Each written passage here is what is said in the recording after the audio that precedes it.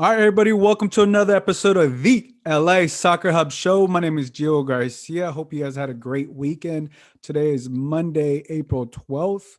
It was a fun-filled weekend for me. I watched a lot of soccer. I went to an LAFC game. They had their preseason game, and of course, I watched the LA Galaxy game against ours, which was fun.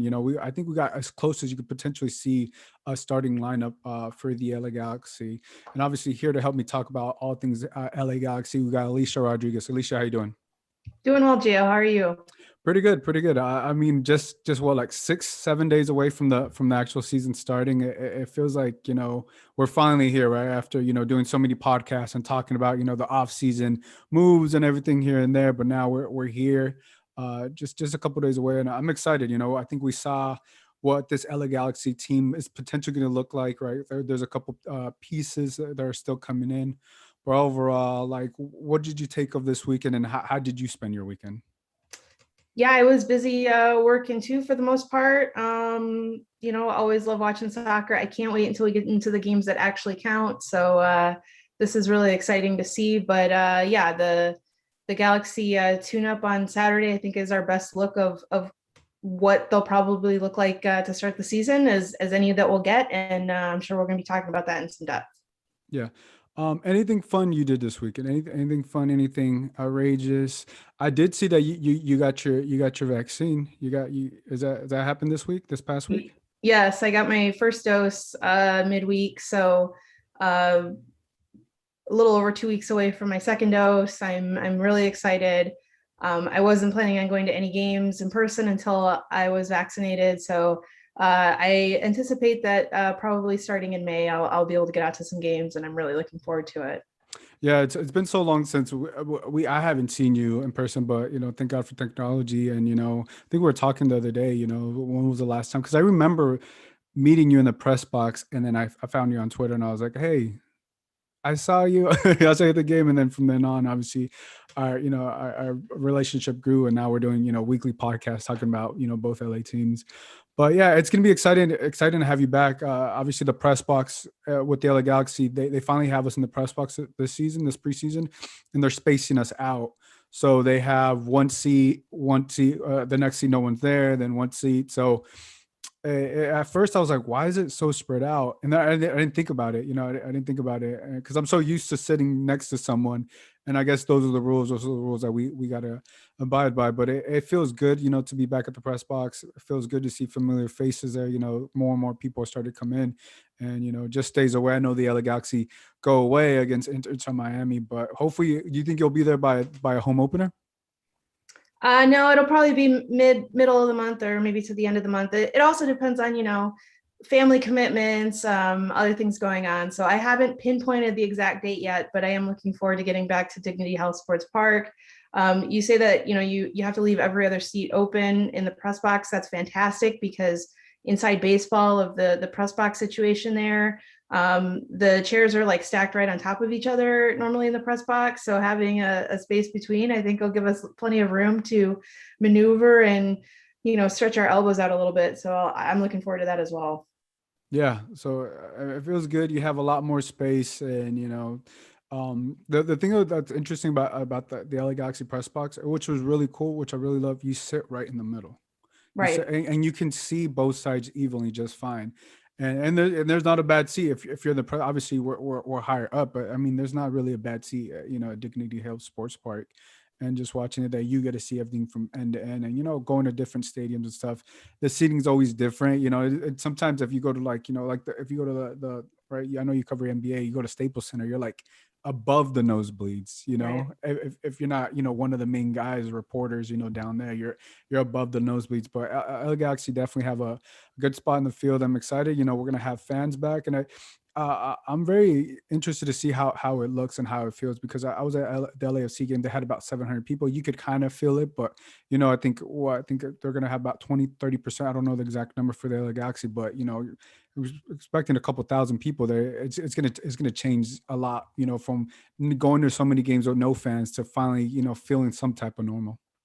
Yeah, and we didn't really get to see Victoria Block like in all its glory last year. We only had the one game where they were at Dignity Health Sports Park. So obviously it's not going to be the same as kind of a normal scenario, but I am definitely looking forward to seeing, the fans in the standing section, those who are really dedicated to chanting and cheering and dancing for 90 minutes. I think that's really going to help with the atmosphere. And it's going to be fun. And I think after a long year, I think we're all looking forward to little moments like that to help us feel like we're getting back to normal again. Yeah, I mean that's what we're hoping for. Quickly in the chat, we have who Mike Jones. That's a great username. If you guys remember Mike Jones, the song, this guy's like who Mike Jones wave at us, and then Galaxy Guy podcast. He says greetings, Gio and Alicia. So everybody, thank you guys for joining in here in the live stream. But yeah, let's talk about obviously this RSL preseason game. We obviously LA Galaxy got the win, but I think there's a lot of things that stood out. Obviously, we know that we saw that Grand Sur got the start. It looked like he was about a couple minutes restriction. I think he played about 20, 25, 20, 25, 26. I don't remember how many minutes, but he definitely was like on a minutes restriction there. What did you take overall of this game for the LA Galaxy? Yeah, as far as the public games that we've been able to see, obviously the Galaxy played some games that we couldn't see, but of the ones that we got to see, I think the first half was the best one that they've shown in the preseason. Second half was a little bit shaggy, I think, kind of along the lines of some of the other preseason games that we have seen. But the first half, I think, was really good. They were sharp. They were incisive in the attack. They controlled the run of play overall, and they played mostly in RSL's half. So they were kind of dictating the game. I think in the first 45, they got the lead, and I think they deserved it. And the goal from Victor Vasquez was, I guess, all they needed on that day to get the victory. It's just a preseason game. Results don't count, but I do think it was a good marker for them to end the preseason on and find a little bit of rhythm with something approaching, if not the actual starting 11 ahead of the season opener. Yeah, and I think right, the LA Galaxy this season are going to have a lot more depth than I think we've seen last couple of seasons. They're going to have depth in the defensive end. I think that they were lacking at times because of what happened last year, COVID, you name it, different things, right? So we saw Fisher who got the start over Araujo. I think that may, I don't think Araujo may have that spot locked down because I think if they're a week away from your game, I think you typically want to have the starters, go full 90 minutes. And I think it is a battle now because I was expecting Araujo to get the start, right? We're not in training, we're not at practice, we don't see, and it's good to see Fisher play. And I think he didn't play the whole half, right? He played a little bit. I don't remember if he played the whole half, but I was interested to see if Araujo was going to play the full 90 minutes. I think that I wanted to see who was going to play the full 90 minutes. I think obviously Chicharito came to like 89th minute. Jonah Dos Santos, he had like I don't know, I don't think it was injury, but they subbed him out after it looked like to be an injury. Victor Vasquez, I think he got subbed out. So, I think the best thing is like we saw that Chicharito can go full 90 minutes, even though he played 89 minutes. We saw obviously Grand Sur, he only got a couple minutes in, but we did see, I think we may potentially see Cameron Dunbar start. There's a lot of pieces that we don't know it's locked down, but we assume Grand Sur, Kevin Cabral, whenever he comes back, we assume those are going to be the pieces. But because of these guys, because they're not game fit, the circumstances that the LA Galaxy are dealing with, there's going to be a couple opportunities for players to step up and get a start this weekend. Yeah, I would say that as far as the lineup went, I think the starting lineup was probably pretty close to the starting 11. Like you said, I think at right back, there's probably a competition. I don't even necessarily think that the person who starts on Sunday in the opener is going to have the spot locked down. I think in part Fisher got minutes against RSL to give him some minutes because he had been injured for most or all of the preseason. So I think in part it was just to give him a run out, but I do think he's in contention to start potentially. But I wouldn't read too much into how long most of the players went. I agree that Chicharito going for nearly the entire game is a good sign because I think that means he's pretty much ready. But we saw that some of these players, some guys have barely played in a year. Some guys had injuries in preseason. Some guys came into camp fit, basically. The ones who are on international duty with the United States basically came in fit. So they don't really need that much time to run out. So I think there's some extenuating circumstances here. But having said that, I do think that we're probably 7, 8, 9 of the players in the starting lineup, started this game. So it gives us a good sense of probably who's going to be starting against Inter Miami. Yeah, and I think there's gonna be a lot of changes just to be start the season because of the circumstances. Obviously, the players not being game fit, right? Whether they probably are physically fit, but game fit's a different story. Yeah. I think we saw Efrain Alvarez come in, for Victor Vasquez, excuse me. Carlos Harvey came in for Jonathan Dos Santos. Jaylen Neal for Daniel Starris. So there's going to be, I think, a lot of movement within maybe the first two, potentially three games, depending how everybody is there. Then I think, once you get to game 3, 4, 5, I think we're actually going to see the full, healthy, strong LA Galaxy that you have. And I think one thing about the LA Galaxy, I'm very interested to see how these first 2-3 games, how they play and how they get the rhythm. Because I think that may be a challenge for the first couple games for them. Yeah, I agree. I think that's kind of why we saw the first half looked really good against RSL. And to be fair, I think most people are projecting RSL probably aren't going to be one of the stronger teams in the Western Conference. They're also a week out from their opener. They're the unlucky team that have to wait a week to start their season because of uneven numbers in MLS this year. And then the second half didn't have really any rhythm to it. It was really choppy. Part of that's preseason.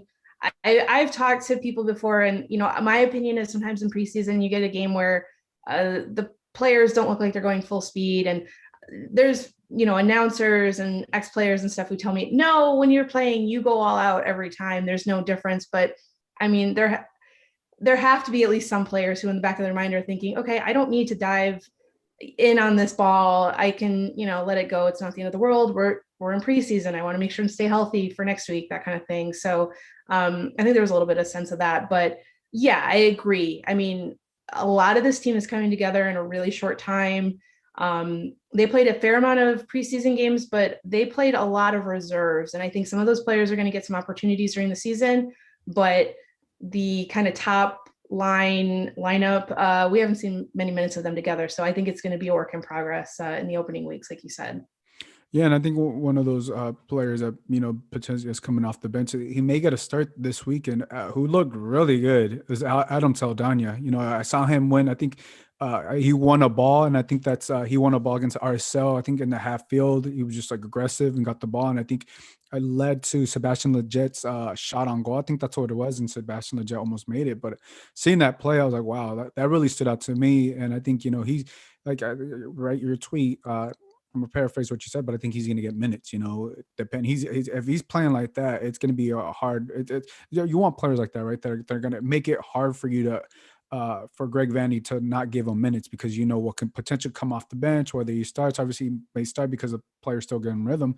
What do you think of his performance, and what do you think that what he can produce for the LA Galaxy this year? Yeah, I think Saldana is one of the players who young players who won the preseason. Let's say. He is someone who I don't think many people had high projections for. He got a lot of playing time in the preseason, and I think he showed, like you said, I think he belongs. I think he'll probably make the jump up to MLS, fairly well, and in fairly short order.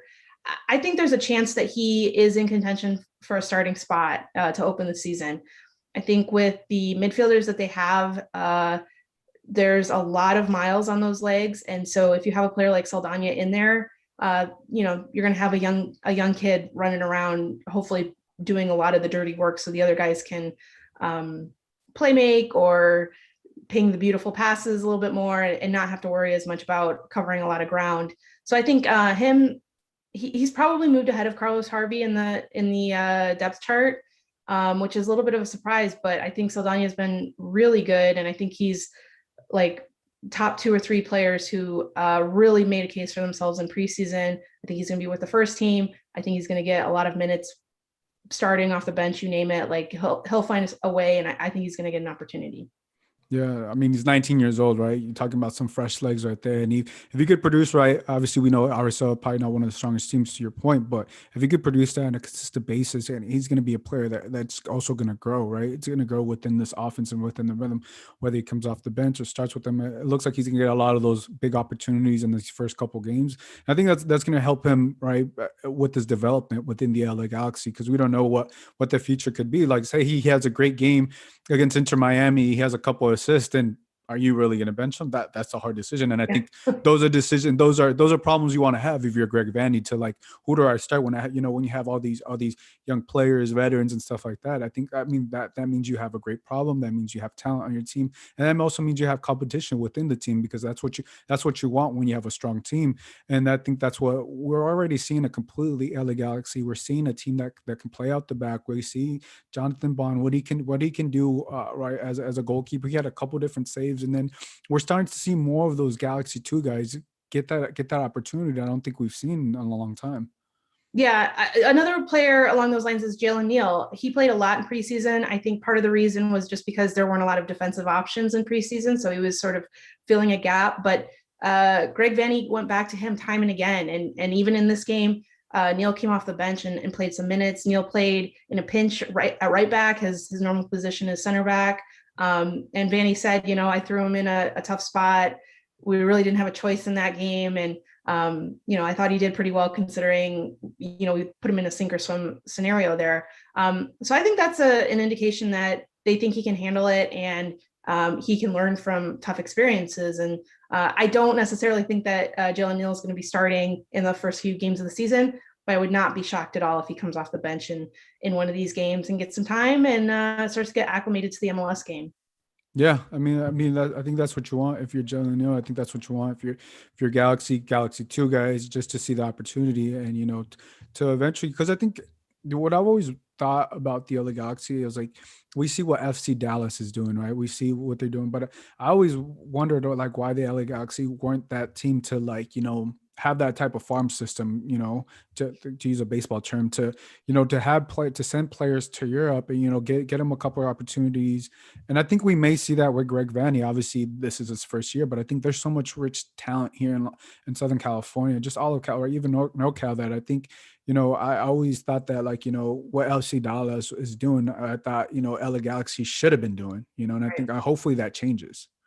Yeah, I mean it's a tough balance. I think people are starting to wonder if FC Dallas are becoming too much of a feeder system for Europe and not paying enough attention to kind of their first team and 100%. balancing between Yeah. trying to win titles and trying to pump out prospects. But I definitely think that the Galaxy are behind the eight ball in that regard. There is enough talent in the academy. There is enough talent in the region, and they just need to kind of get everything situated so that they can start selling prospects, something we've been talking about. But yeah, I mean, giving guys an opportunity, letting them grow, letting them play, and then hopefully selling at least some of them on for profit down the line. Others can become core members of the team. That's something that Vanny was saying that he wanted to establish this season. I don't see any reason why you can't have a homegrown player or two establish himself as part of that core for the team for the next several years, potentially this year. So yeah, I think it's looking up, and I think kind of this integration, this balance between wanting to win, wanting to be the title winner, but also producing good young talent, selling them, having them make major contributions to your club.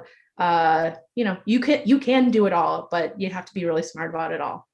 Yeah, and I think that's potentially what like the aspirations are if you're the LA Galaxy to have, a solid MLS team that you're also feeding those young guys and also for them to get the opportunity and for the LA Galaxy obviously to make some money selling these players, right? To get the opportunity, whether they spend one or two seasons or whatever.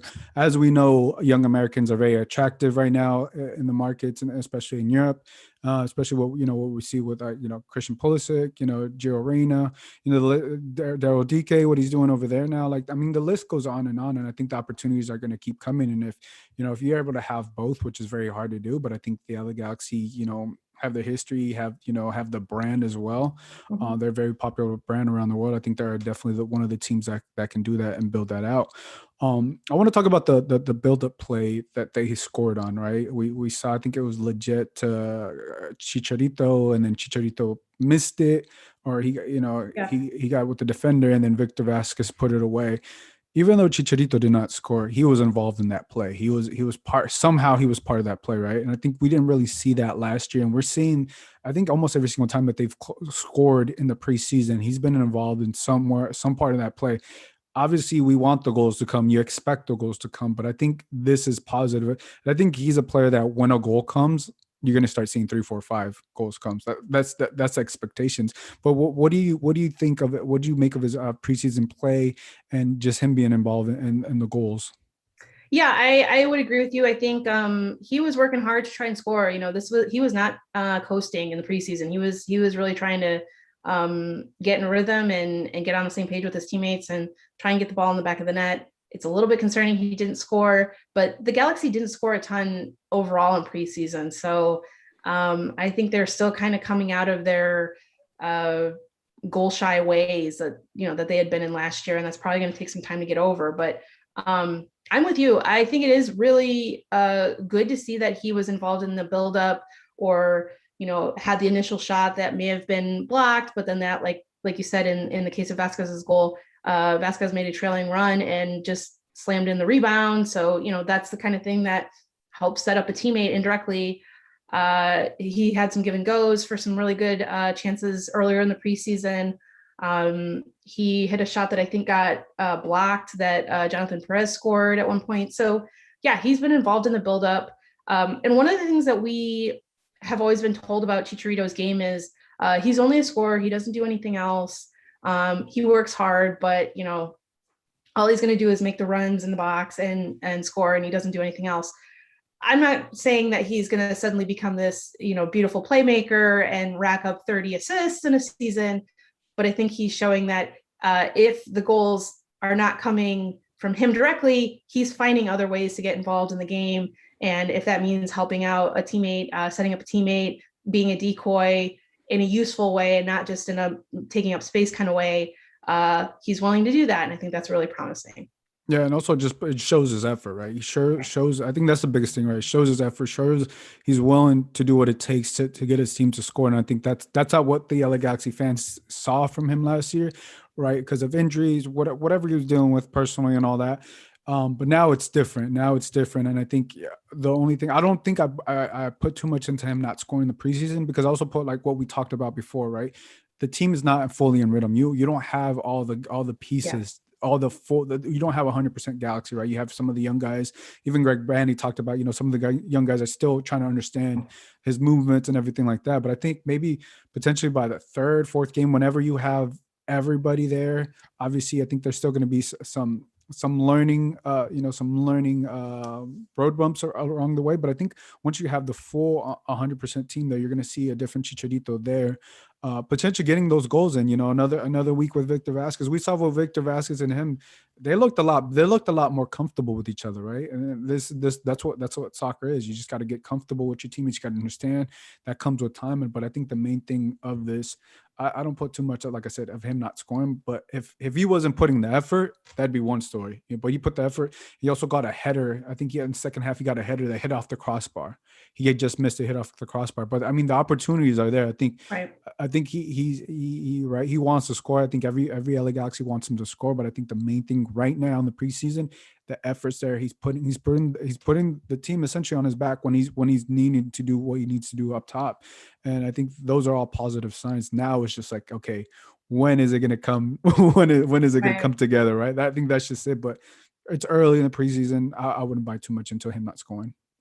Yeah, I mean, I think you make a good point of like don't get carried away, but I just think if he doesn't score in the first like couple games this season, people are going to get anxious. He's going to start to get a little bit anxious, and we're kind of going to have a little deja vu. I think it just for his sake, for the team's sake, for everyone's sake, if he can score, in the first game or two, get off the mark, really show that like, okay, I've put last year behind me and I'm ready to go now. Like, let's bang in the goals. I think that's going to put a lot of people at ease, including himself. I think he really, I take him at face value that he really wants to perform and he really wants to redeem himself this year. And so I think if he gets a goal early in the season, he's going to feel good, and that's going to help him a lot. And forwards are confidence players, so they need that belief in themselves, and he definitely needs it right now. Yeah, I mean, if he scores on the first game, I mean, you're talking about Inter Miami, David Beckham's team, right? Just to start off the season really well. Because you look at the first four games, right? It's Inter Miami on April 18th. The LA Galaxy got the New York Red Bulls on the 25th. The Seattle Sounders May 2nd, and then obviously LAFC, El Tráfico May 8th. Those aren't easy games. Maybe Red Bulls, right? Maybe Red Bulls is the easiest of those four games, but I think if you start off hot within those first, if he scores in the first game, second game, whatever, and he's on a roll, then it's a different story. And I think we were everything's talked about, right? Everything's talked about, like, he has a debt to pay to the LA Galaxy fans, and not just that, but he's also saying he wants to make it back to the Mexican national team. One way to do that is by scoring goals. One way, on The top of only that, way to do it. exactly. Still. The Yeah. only way, yeah, you're right. The only way is by scoring goals and winning, obviously, and putting effort. And then on top of that, you have Tata Martino, who used to coach here in the MLS with the Atlanta United. He understands the league, and he's not like any. I don't think he looks at the MLS like, oh no, because he's scoring goals there. No, if he's scoring goals in the MLS, Tata Martino understands that, hey, he's in rhythm, he's scoring goals.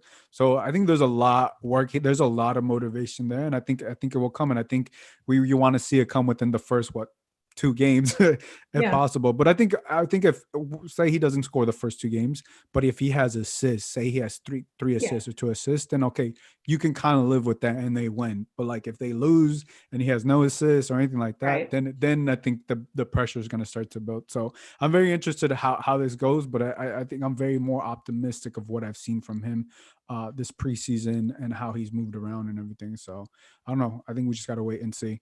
Um, Next topic I want to talk about, Kevin Cabral. We and I were talking about this pre-chat, right? The thing about the MLS is, it's very interesting, and sometimes it's very like head scratching to even us, right? That we've been covering the teams, or you've been covering the MLS for a lot longer than I have, but understanding what TAM, GAM, and all these different things mean, right? It's not like in Europe or any other place in the world where it's simple to understand. So obviously, as far as I know, Kevin Cabral is a young DP signing. From what I understand, that counts as a DP signing. But the reason why they used him as a young DP signing is to save money. But we were talking pre-chat. Alicia understands it different, and I think she could be right and I could be wrong, but this is the MLS. So that's as far as I understand it. And I think I know people, because I was listening to Greg Vanny. I know he didn't mention Christian Pavone by name. He talked about, there's still another player. I'm gonna paraphrase what he said. He was hinting at Pavone, that Pavone essentially is not out of the question. Right. But I think having three DPs, like, Pavone may be out of the question for now, but I think later down the road it could be a possibility. But let's talk about the young DP signing, and then we'll get into the actual, what this means for the Galaxy.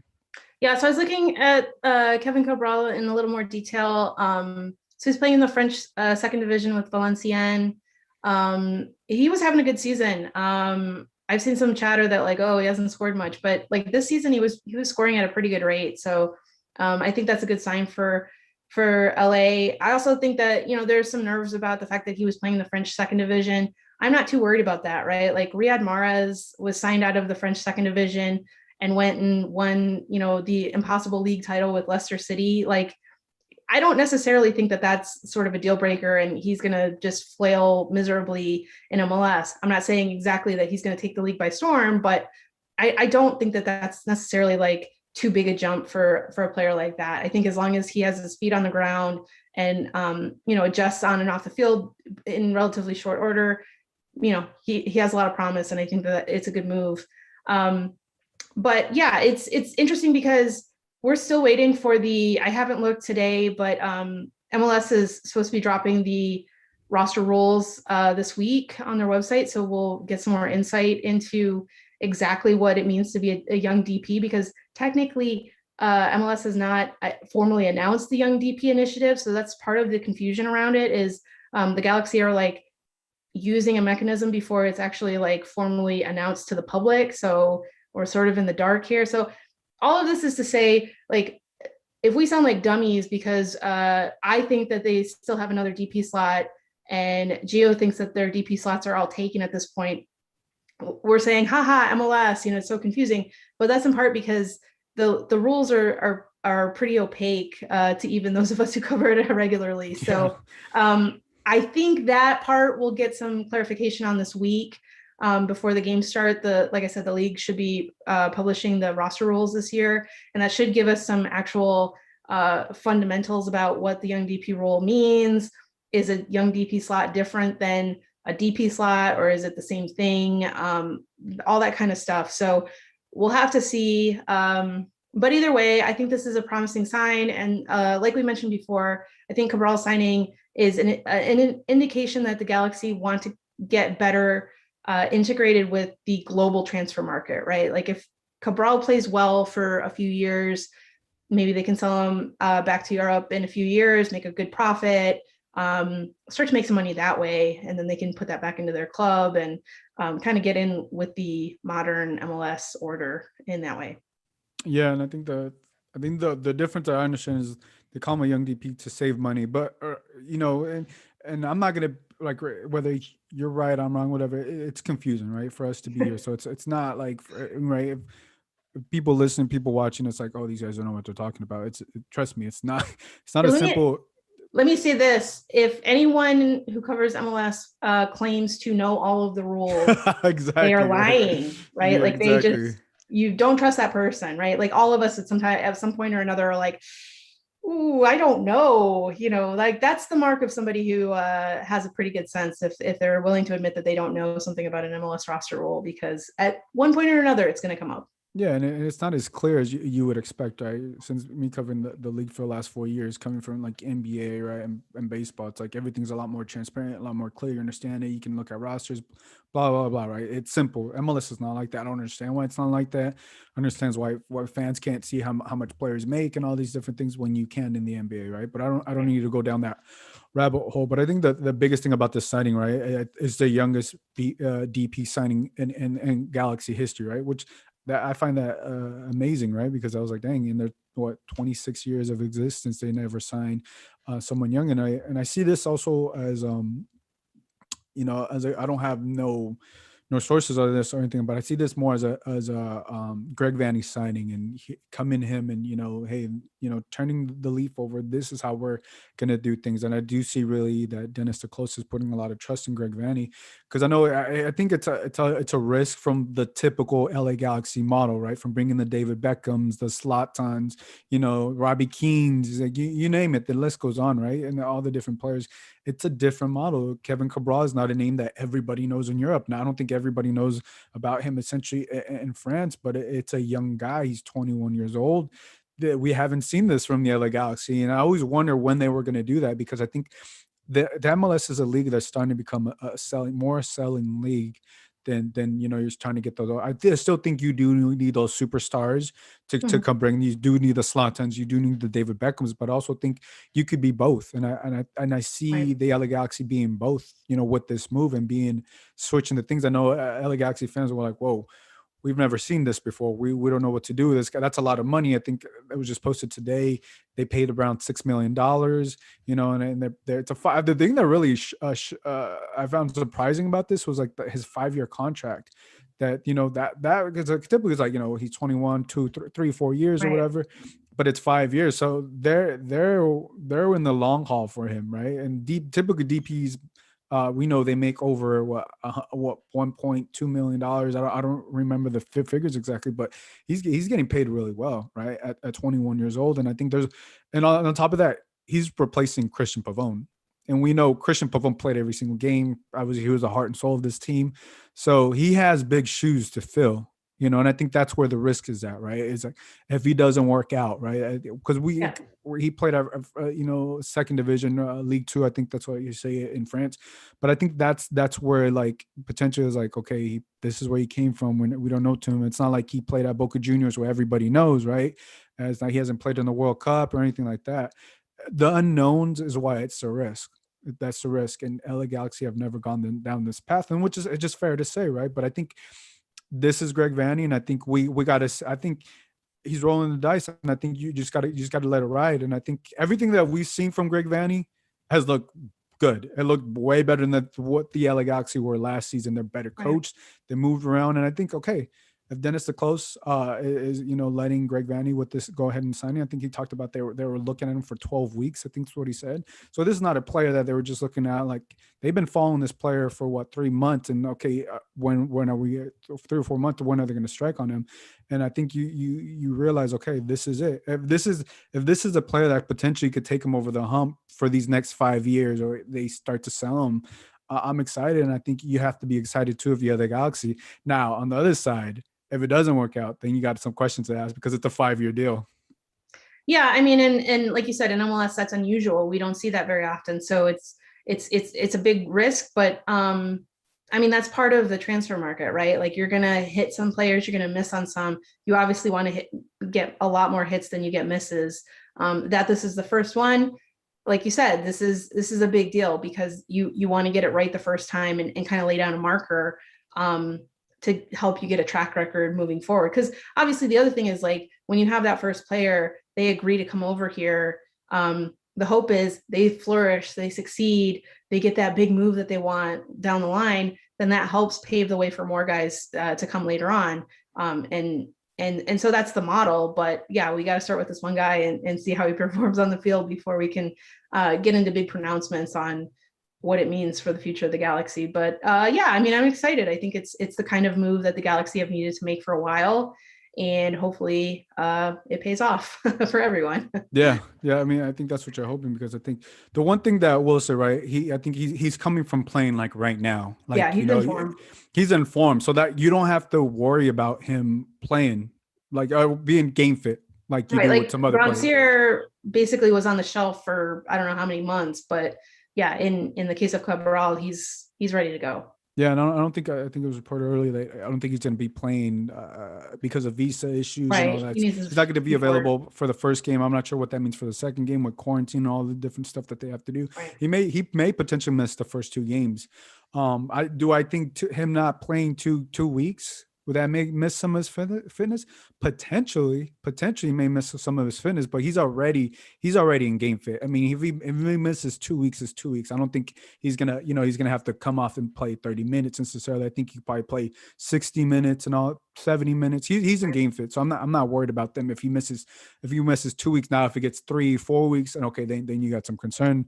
I think if you're there, like, actually just hope you try to get him as fast as you can. Obviously, we know. No, Yoni Gonzalez. No, exactly.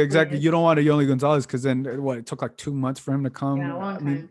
so I think if they get him here like within the next week, right? He misses the first 2 games. Okay, I think you could live with that. He's available by the third game. I think they're playing. Who did I say? They're playing the Seattle Sounders by the third game. In the fourth game, obviously, you got LAFC. I mean, he's coming and playing to some strong teams, all right? The Seattle Sounders and LAFC. But I think that's what you want. That's what he's going to get tested right away. And I think that's what you want to see if you're an LA Galaxy fan, how he does against the Seattle Sounders, how he does against an LAFC team. Because if you're paying this type of money, you want to make sure that he's proven. And I think we're going to see him battle tested right away. And I think that's a good thing. And that's a good thing. And if he shows out and he balls out, then you're like, then you live with them. You're like, all right, this is a guy, we're going to ride with them. Right. And I mean, I think this year they're going to be calling on as many guys as possible to score goals, right? Like, I don't think, I think it would be nice if Chicharito scored 30 goals, but I think it's more like, let's do a committee thing. Let's hope that he gets, in a good rhythm. But, Grandsir, we want 7 goals. Cabral, we want 7 goals. Leggett, we want 5 to 10 goals, et cetera, so on and so forth. So that it's not just like, because that was one of the problems last season, was that Pavone was the only scoring option.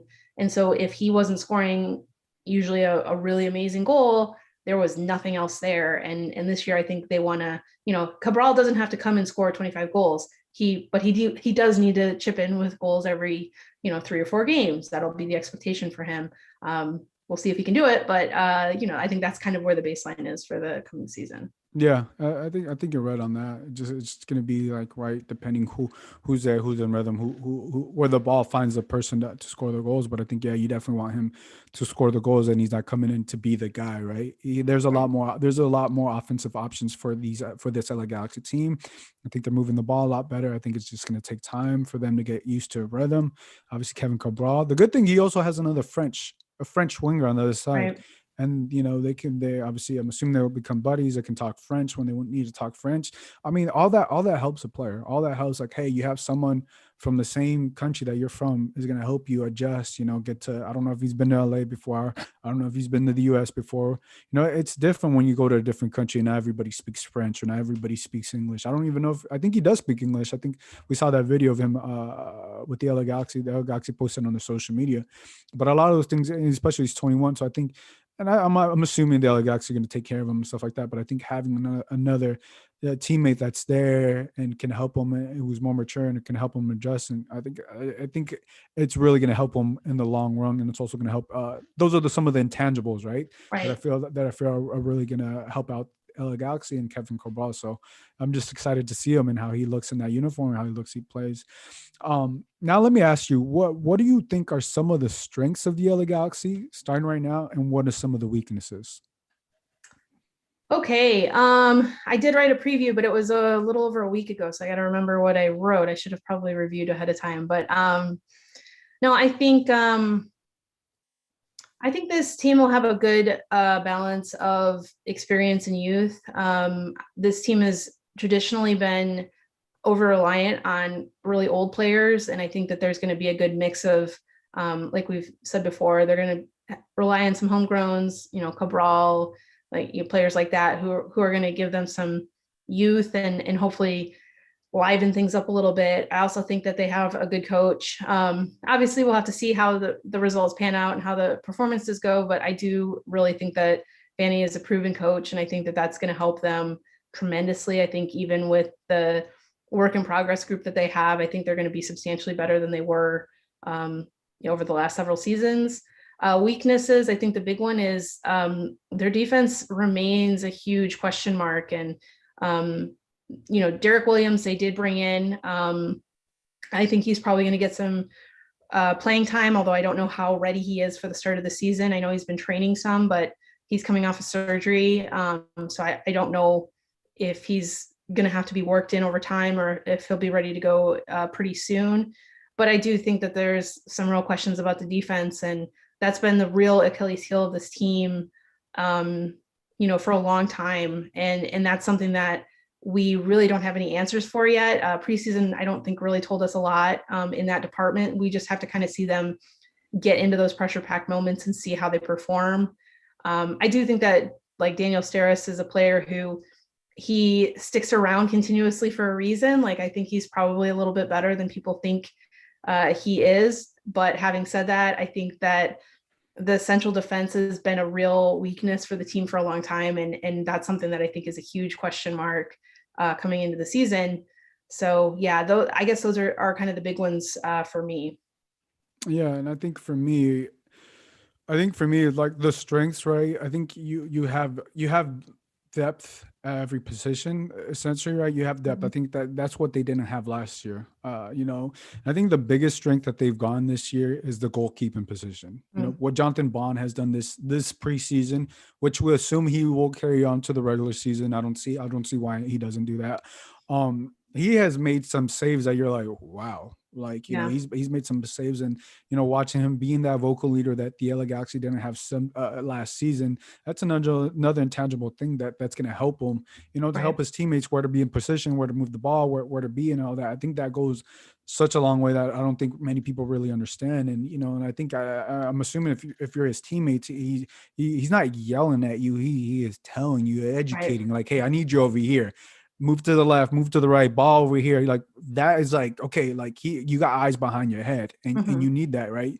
You need that. He's just so vocal. And I think the goalkeeping position is going to help the defense. Yeah. With some of those mistakes, right? Because there's a lot of unknowns with the defense. I'm with you. The defense, I think it's better than last season, but we've only seen so much this preseason that it's kind of hard to gauge until the regular season starts, right? Because if, say, so-and-so starts getting beat up on the left-hand side, or so-and-so starts getting beat up on the right-hand side or down the middle, you do have Jonathan Bond that could make a save, but there's going to be a game where Jonathan Bond may have a bad game, and the defense will need to step up. And I think we're going to find out within these first 4 games that how well battle-tested the defense really is. But I think another positive of the defense is they can play from the back. from what we've seen. They're better playing from the back than what we saw last season, and they're a lot quicker from the back than we've Right. seen last season. And they're very slow, and it just didn't look good last season. And now, like, within these couple games, you see a completely different season. I think you want to see that moving forward. And I think I think my final strength on this is the coach really well. Mm-hmm. They're coached really well on them, being coached really well by Greg Vanney, and knowing how to be, and understanding and what the LA Galaxy really means. I think my final weakness for them is they're not going to be in rhythm right away. Right. And I think that's I see that as a temporary thing for the LA Galaxy not being in a rhythm, because I think within the third or fourth game, whenever they get Cabral, I think that may change. Yeah, I think they're going to be working on the fly. I think a lot of teams are going to be working on the fly. We've seen some teams play 6, 7, 8 preseason games, and we've seen some teams play 2 preseason games. And I think there's going to be a lot of variance between teams that are truly ready and teams that are just going to kind of figure it out on the fly. I think the Galaxy are probably in the middle, but they have a new coach and a lot of new players, a new system. So yeah, I agree that there's going to be some growing pains. Hopefully not catastrophic ones. Hopefully not 5-1 loss type growing pains, Yeah. but moments where it's going to get tough, where they're going to look pretty ragged and try to battle through one way or another. And of course, we'll see what happens. Yeah, I think that's one thing. If you're a Galaxy fan, you don't want to see that, because you experienced that last season. I think that you experienced the 6-2 loss. I don't think you want to see that this year, and I don't think you hope Greg Vanney doesn't allow that to happen, right? Because I think last season, I don't ever want to say a team quit, but it looked like some of the players quit last season on certain games. And, you never want to say that about a team, but, it was pretty evident by how they played. And I don't get that feeling from them this year, right? They could all have a bad game, and that could potentially happen. But I don't think, if you're an LA Galaxy fan, you don't want to see your team not be in the game, right? If you lose 3-2 or 2-1 or 4-3 or something like that, you have to be within the game, right? If you end up losing, 4-2, and then you get scored on the last 2 minutes of the game, okay, then that's a different story, right? But if you're getting smacked around like you were last season, I think that's unacceptable this season, with all the moves, the head coaching, and also the expectation that you have, and everything that Chicharito has said, and and Jonathan Dos Santos has said, and some of the signings that they made. I don't think that's acceptable this season. I hope it doesn't happen, because we know the LA Galaxy fans are going to voice their opinions, and that's I should. But I don't think them losing by 4 goals or 3, 5 goals or anything like that shouldn't happen this season. I don't think that should be accepted. I don't think it will. But just to close this off, how do you see this matchup with Inter Miami? Obviously, we knew this matchup was supposed to happen before COVID hit. Obviously, COVID hit, but they're redoing it this year. How do you see this matchup and Inter Miami and LA Galaxy going at it? Well, it's interesting because I think Inter are in a really similar position to the Galaxy. They changed their coach and went for basically a culture change. Actually, a pretty similar culture change. They went from a Latin American coach to a British English coach, and Phil Neville, who was most recently coaching the England women's national team. I think Neville is interesting because he's never been the head coach of a men's team before. I think some people really like him and think that he's a really good, motivator of players. I don't know tactically really if he's kind of where his level is for MLS. I think it's intriguing and potentially a huge risk reward type situation. And then you have Vanney, who is also new, but Vanney does have that grounding in MLS. He has the experience. He has a proven track record in MLS. Having said that, it's going to be in Miami, so that's going to make things a little bit tougher for the Galaxy. But I think the Galaxy can come in and say, why can't we get a win in this game? Like, there's no reason why we can't come in and lay down a marker to start this new regime. I don't think it's going to be easy. They have some good players. Rodolfo Pizarro, I think, was really good last year, and really their brightest spot. They have another forward who is looking for redemption this year, and Gonzalo Higuain. I always get the Higuain brothers confused, but Gonzalo Higuain, the superstar, he came midseason last year and was not very good. So he's looking for some redemption, score some goals, and become a superstar in MLS this year. So There's some parallels definitely between the teams, but yeah, like I said, I think the Galaxy should feel every reason to believe that they can get a win, and it's just a matter of if they can get the execution down and in time to actually get that win. Yeah, and also Inter Miami, I was reading there. I don't know if they got their 4 DP situations, but they got 4 DPs Like a over there, and mess. so it's interesting. I think if you're the MLS, right, make it 6 DPs, make it 5. I don't know, like. There comes a point we don't need to go down this route, but there comes a point that you're gonna have to open it up, and I don't know if it's gonna be under Dan Garber as a commissioner. It might have to be someone else, but I think it's gonna come a point, and I understand why they do it, but I think I mean the league has grown so much, that I think you can open it up to have more designated players, right? But I'm not the commissioner. I don't make those exceptions. But this is why it's confusing. Even so, I think even Inter Miami is confused by this whole situation. Some of them I don't know. So I think they were trying to be sneaky. Some people think they're trying to be sneaky. I haven't, I don't follow the team. I'm not on the beat, so I can't really comment on the situation. But having 4 DPs is not a good thing in the MLS when you're about to start the season here within a week. So I don't know if they figured it out, but I think I was reading last week that they're going to have to make a move. They're going to have to loan someone out and stuff. So it's going to be very interesting, right? But I think if you have the LA Galaxy, right, if you could come out with the win, that is the best thing, because that place is going to be rocking. I don't know if Florida's at 100% capacity. I see Miami, Pretty close. yeah, I see Miami, like the videos and stuff, people going down there. So I mean, they're going to have a full house rocking down there, right? So if you can't get a win, I think obviously the next big thing is it's a tie away. It's a tie Right. away, and all right, you get a 2-2 tie or 1-1 tie. However you can get a tie, you get a tie. But Miami's going to come hard because they're going to play in front of the fans for the first time Right. actually in a season. So it's going to be a tough game. It's also going to be at 12 p.m. Pacific time, which is 3 p.m. East Coast time. So they're going to go from dry heat in Tucson, Arizona, to some humidity, Yeah. and it's very sticky. Obviously, if you've been in Florida, anywhere in Florida, it's very sticky. I've been there so many times that it gets a little hard to breathe when it's so sticky. And I don't understand why they're playing at 3 p.m. when this game should be like at 6, 7 p.m. at night. But hey, I don't make those decisions. It's for the TV contract. That's why they're doing it. Oh, makes sense. I should have said money. Yeah, Yeah, it's for the money. it's for the money, so it makes sense. But all right, Alicia, I think that's all we have. Is there anything else you like to add before we let you go? No, just really excited for the season to come. So it's gonna be a marathon, but this is why we do this, right? This is why we're here. So I'm looking forward to the games. Yeah, I'm excited. I'm excited to see you once again. I'm excited for the season kickoff. I'm excited, for everything, the competition get back up, and I'm excited, finally fans are going to be let back in to the stadium. So that's exciting. But let the fans know where they can follow you.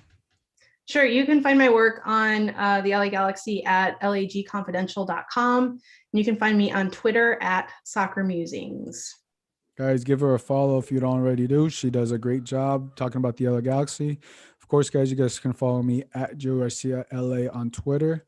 If you guys enjoyed this episode, make sure to give this a 5-star rating on Apple Podcasts or wherever you get your music. We're also on Spotify. And again, guys, Monday nights is dedicated to the LA Galaxy. We're talking live stream. Join us here on Monday nights. And thank you for everybody